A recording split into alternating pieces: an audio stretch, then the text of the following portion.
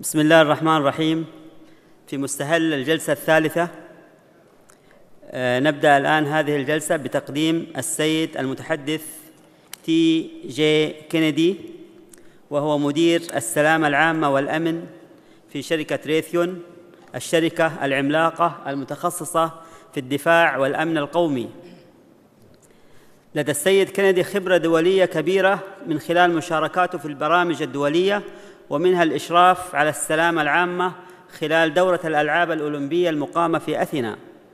كما أن لدى السيد كينيدي خبرة عسكرية كبيرة، حيث تقلد عدد من المناصب في شرطة ولاية يوتا بالولايات المتحدة الأمريكية. الكلمة الآن للسيد تي جي كينيدي.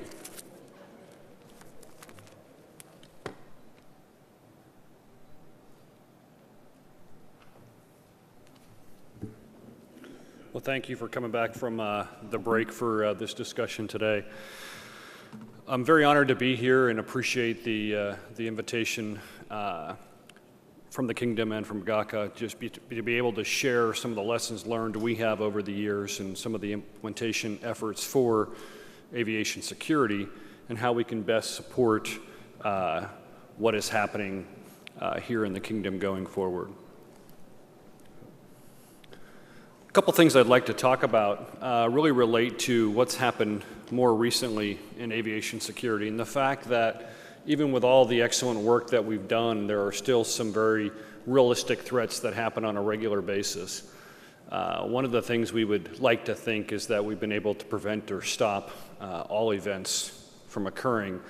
but we know that's not true, and I've just listed a few more recent events such as the diamond heist off of an aircraft that was accessed by easily cutting through perimeter security, probably having some coordination with inside players on an airport, and having the ability to get to a belly of an aircraft very quickly and take off with tens of millions of dollars worth of cargo. A couple other examples were some stolen vehicles that were driven directly onto an airport by merely driving through a very weak perimeter fence. These are the kinds of things that we want to do a better job of stopping in the future, and there's no reason why, with additional planning, investment, and risk mitigation, we can't do that. There have been a lot of suggestions over the last 24 hours of some of the major efforts going on in aviation security, and I'm going to try not to repeat those, but emphasize a few that we think are very important regardless of where you are in the world. Physical security remains an ongoing need and effort that can be done actually more cheaply and efficiently than it has been in the past, although as airports grow larger and sometimes take on a larger footprint, the actual installation may be more significant. But no longer do we need standalone capabilities or large video walls where a security guard would just stare at many different CCTV feeds. We now have software and technology that can help identify where they should be paying attention to. Some airports are quite large and have 25 or 30 kilometers of perimeter and require a large security presence, both human and technological, to be able to secure it, and that causes great cost to aviation operations. And there's no reason through good planning that you cannot reduce that cost to aviation operations through the use of technology that can better secure a very large perimeter and alert operators and law enforcement to be able to respond quickly to actual threats or issues and spend more time focused on prevention.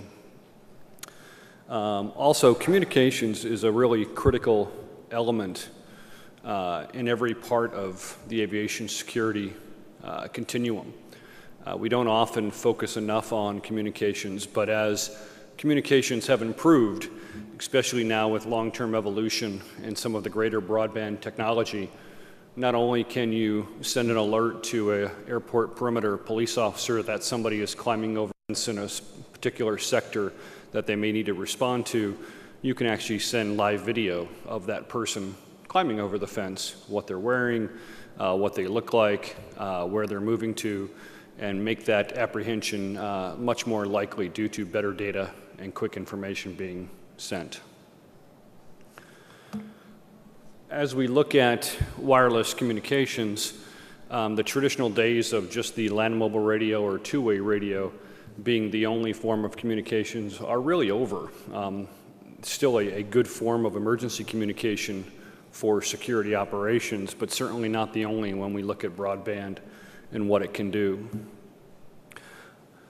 I'd like to cover some of the mission needs and how we at Raytheon and others in the industry look at aviation security holistically, everything from prediction and deterrence all the way through to responding to threats and determining whether or not issues need to be dealt with or are no longer an issue by resolving that particular issue. When we look at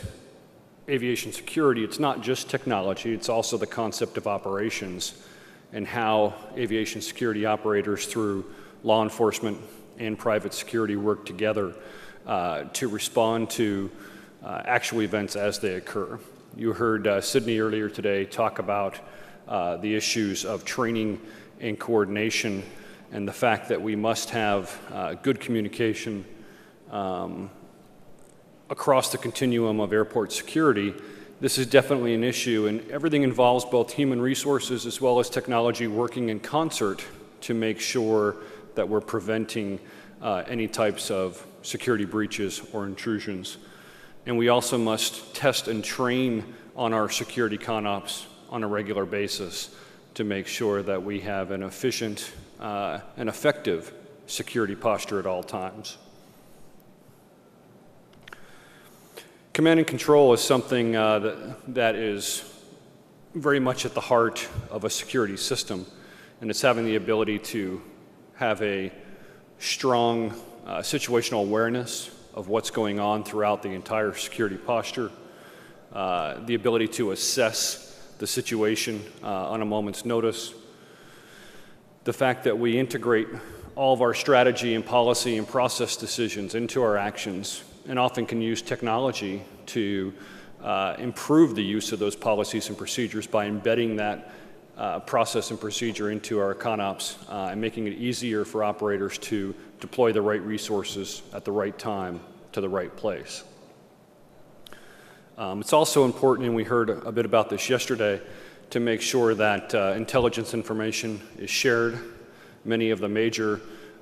terrorism threats that have been thwarted over the past few years have been thwarted due to good intelligence and good information sharing. If you do not have a system that is capable of sharing that information with the officers in the field, then that information may not be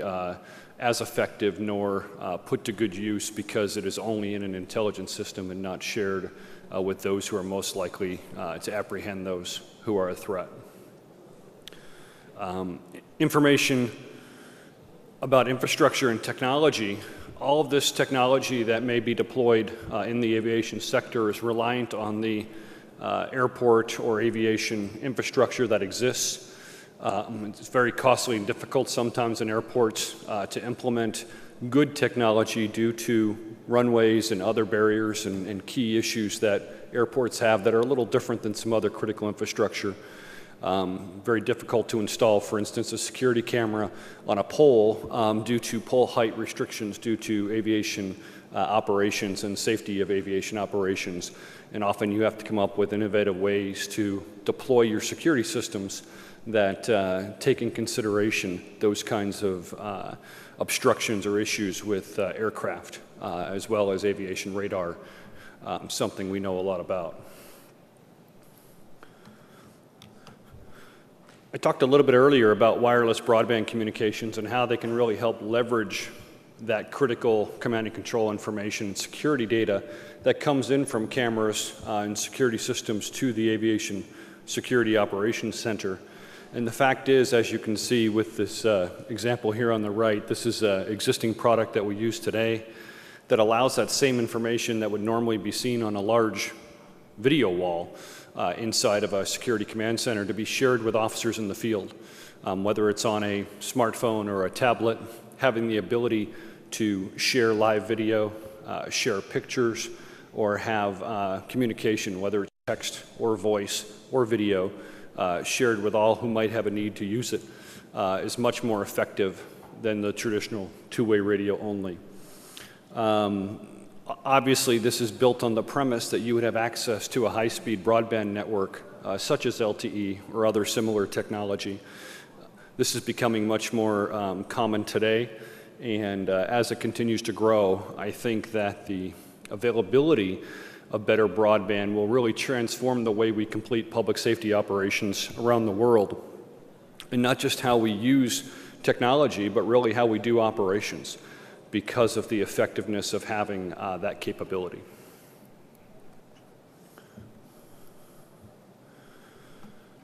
Mobile situational awareness can come in many forms. It may not just be tablets, it might be a laptop or mobile data terminal. It might be a smartphone device. It might be a device that's optimized for multiple networks that integrates with your land mobile radio system, as well as commercial and private public safety broadband technologies. Often these are very similar now today to commercial devices that most of you all have in your hand or in your pocket today, which makes the ease of use and the ease of training very important. One of the things we've studied is often how long does it take to train security operators or police officers or border patrol to use new technology, and the thing that we found is the more like the everyday commercial devices that that individual uses today, that the technology is, the more likely they're going to intuitively learn to use it quickly, implement all of the technology that's available, and not require lots of extensive training because it works just like the regular devices they use today and not a specialized device. So as far as other new technologies, we do have tools and processes for threat detection that are coming of age.